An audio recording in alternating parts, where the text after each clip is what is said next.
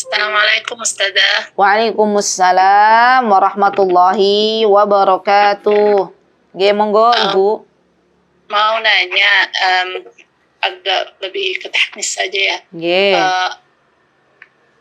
Bu, gimana ini saya yang saat ini ya yang paling menggalaukan itu adalah menghadapi putra saya yang sumbu pendek.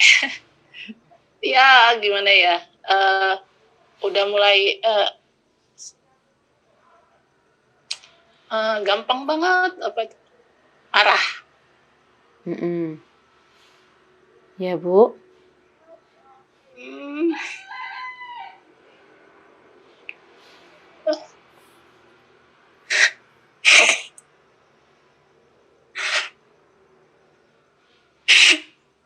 Udah gitu aja dulu.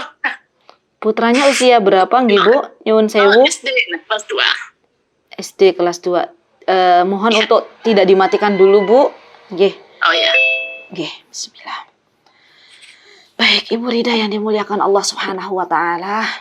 Mohon maaf sekali atas pertanyaan yang mungkin kurang nyaman ya ke Bu Rida.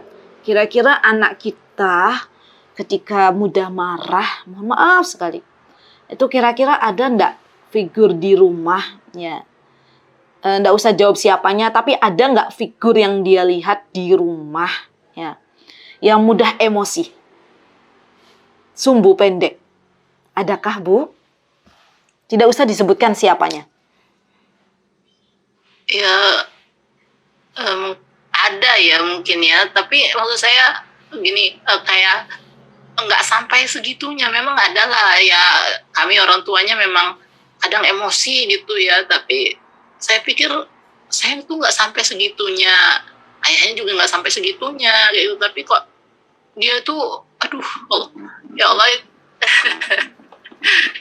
Ya gitulah. Bagaimana gitunya Bu?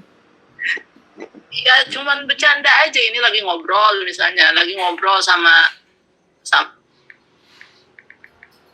ya kemarin cuman sambil mengingatkan aja, kemarin nggak ngaji loh, pagi sore nggak ngaji yang ini, jadi nanti double ya, 2 halaman. Bergetar. Gampang kata dia kayak gitu. Nggak ada bunyinya. Gampang. Terus kakaknya nimbrung bilangnya, iya tinggal nangis gitu.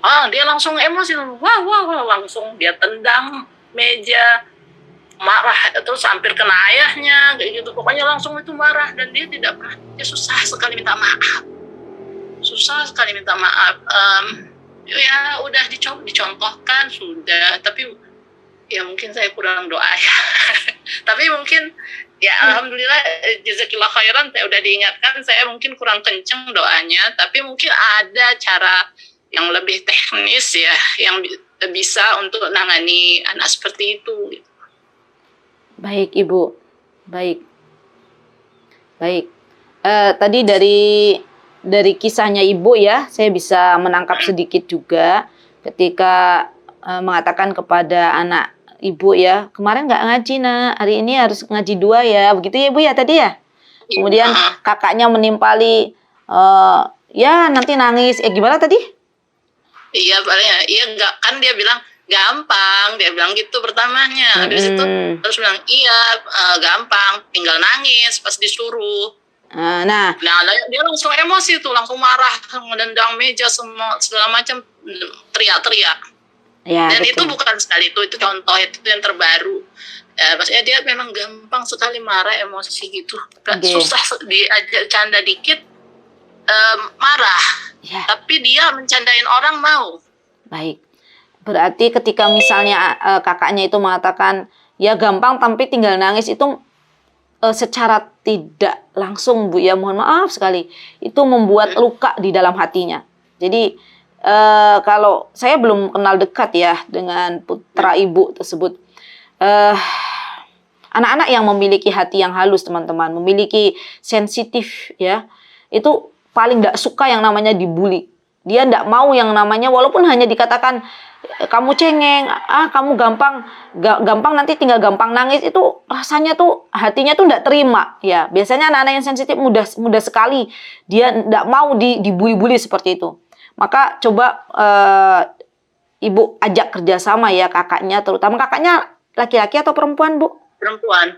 Apalagi perempuan, insya Allah lebih mudah. Kak, tolong hargai adikmu, tolong hargai adikmu. Jangan lagi mengatakan, dikit-dikit kamu bilang gampang, tinggal nangis. Itu tuh melukai adikmu, begitu ya. Berarti ini yang putra ini anak keberapa, Bu? Kedua? Ketiga. Ya. Nah, itu akan kamu hargai adikmu.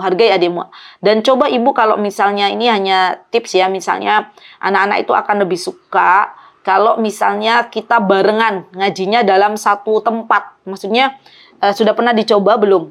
Sebelum subuh atau setelah subuh atau setelah maghrib itu bareng-bareng di ruangan keluarga, kita bareng-bareng semuanya baca Al-Quran. Ibunya, ayahnya, adik, kakak. Pernah dicoba, Bu? Insya Allah memang ngaji gitu. Jadi kemarin itu karena cuman kami habis subuh langsung keluar karena pada ngantuk, langsung keluar. Itu terus seharian, terus jadi pagi itu ngaji yang biasanya saya simak, dia satu halaman itu kelewat. Oh, berarti kan habis maghrib itu tidur gitu ya, jadi kelewat. Jadi besok paginya kayak gitu harusnya, malam itu diingatkan nangis. Berarti kalau demikian misalnya ada yang terlewat, coba tanya pendapatnya dia seperti apa. Terkadang anak-anak kita itu dia tuh mau didengarkan pendapatnya, mau didengarkan alasannya. Misalnya kita katakan begini ya Bu ya, Dek, kemarin itu kan adik terlewat. Sekarang menurut adik terlewat ngaji. Menurut adik maunya seperti apa? Kira-kira ini targetnya kan sekian, Dek, gitu ya ngajinya. Nah, menurut adik bagaimana? Coba berikan. Subhanallah, ibu-ibu yang dimuliakan oleh Allah Subhanahu wa taala. Terkadang kita itu menjadi orang tua, mohon maaf sekali, yang kita itu lebih banyak sok taunya, ya. Dan kita menjejalkan. Nah, balik lagi tadi, menjejalkan apa yang telah kita ketahui semuanya kepada anak-anak kita tanpa memberikan pendapat dari anak-anak kita, tanpa mendengarkan apa yang akan mereka katakan. Ini juga termasuk dari kesalahan dalam mendidik anak-anaknya. Jadi kita itu banyaknya mayoritas orang tua kita mengatakan harusnya begini, harusnya begitu, harusnya begini. Dengan alasan kita lebih sepuh, kita lebih tua, kita lebih banyak makan garam. Bisa jadi anak-anak itu punya alasan yang harus kita dengarkan. Dan itu merupakan sebuah alasan yang kuat di mata anak-anak kita. Perlakukan anak-anak kita dengan masa anak-anak kita. Jadi kita itu pengennya anak-anak kita itu seperti kita orang dewasa. Padahal mereka itu masih kecil. Ya. Jadi perlakukan anak-anak sesuai dengan usianya. Nanti insya Allah mudah-mudahan Allah mudahkan ya Ibu Rida. Ya. Insya Allah nanti ada kajian yang tadi saya katakan. Jadi kita tuh bertahap. Apalagi anak-anaknya masih usia SD ya. Usia SD itu kalau bisa kita misalnya tidak terlalu menggegas anak-anak kita dengan banyak sekali target-target yang mereka tidak mampu. Kemudian kalau misalnya ada udzur dari anak kita ya atas target yang telah ditentukan, maka kita coba untuk memaafkan. Kita coba untuk legowo. Oh, berarti mungkin dia ada udzur begini ya wis, kita legowo. Terus. Insya Allah ya, sedikit demi sedikit anak-anak kita mudah-mudahan akan sadar biidnillahi ta'ala apa yang menjadi kewajibannya, dan tanpa kita suruh dia sudah mengaji. Nah, ini kan yang kita harapkan ya Ibu Rida ya. Jadi kita kan pengennya itu anak-anak itu ngaji tanpa kita suruh, sholat tanpa kita suruh, berbakti kepada kedua orang tua kita, kepada neneknya tanpa kita suruh, berbuat baik kepada tetangga kita tanpa kita suruh ya. Misalnya membukakan gerbang rumah ya orang tua tanpa kita suruh.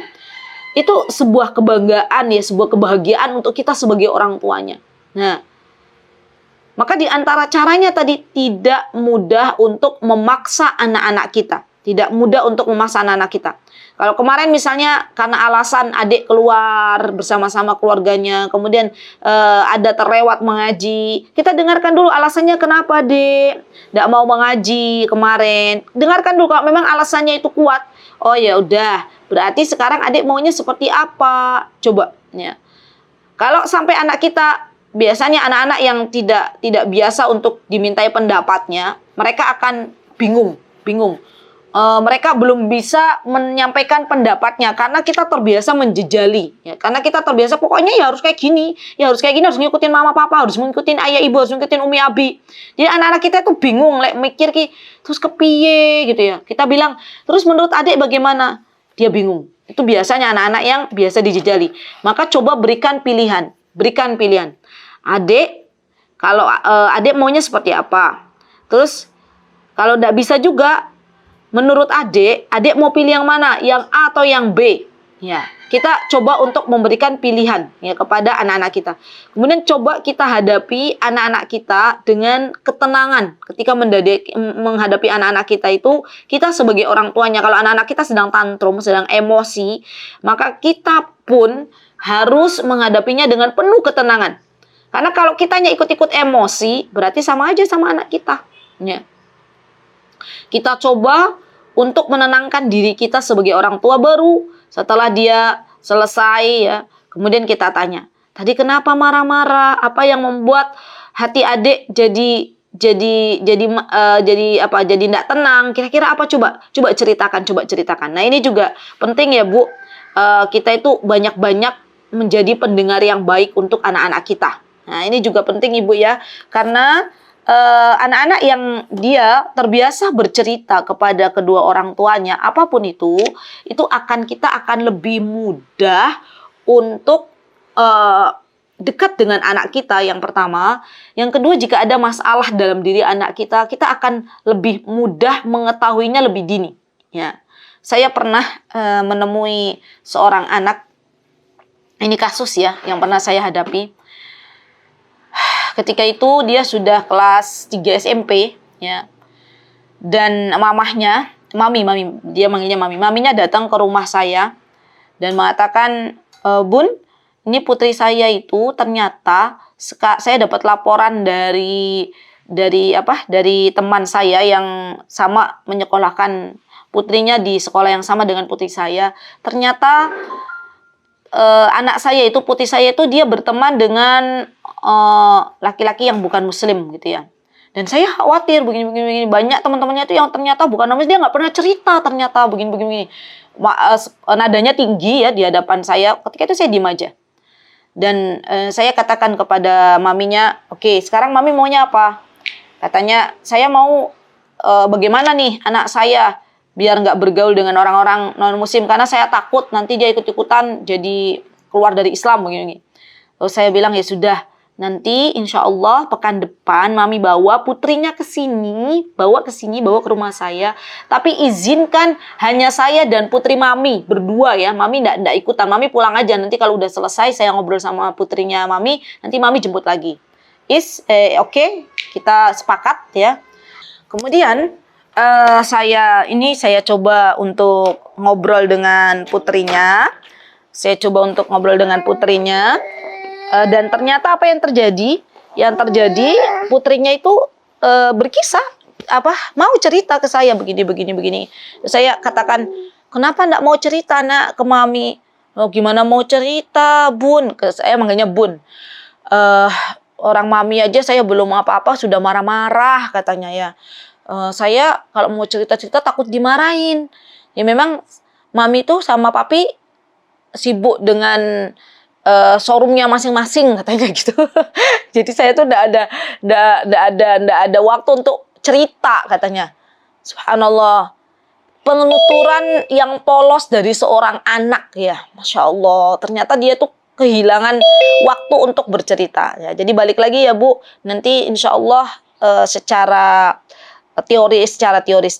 prakteknya didekati lebih dekat lagi dengan anaknya, lebih ditanya lagi, "Adik tuh kenapa marah-marah? Apa yang membuat adik marah? Atau mungkin ada sesuatu dari perilaku kita yang membuat adik tidak nyaman ya. Dan sekarang adik maunya seperti apa?" Kita dengarkan dulu. Jangan mudah menghakimi, jangan mudah menjejalkan sesuatu kepada anak-anak kita. Karena tadi balik lagi, anak-anak kita sudah diinstal oleh Allah dengan fitrah-fitrah kebaikan yang telah Allah tancapkan kepada anak-anak kita. Barakallahu fi Ibu Rida. Semoga Allah Subhanahu wa taala memberikan kemudahan untuk Ibu bisa lebih dekat lagi dengan putra Ibu, atau ayah juga demikian ya. Jadi suami Ibu juga harus lebih dekat lagi dengan putranya. Mudah-mudahan akan Allah berikan solusinya.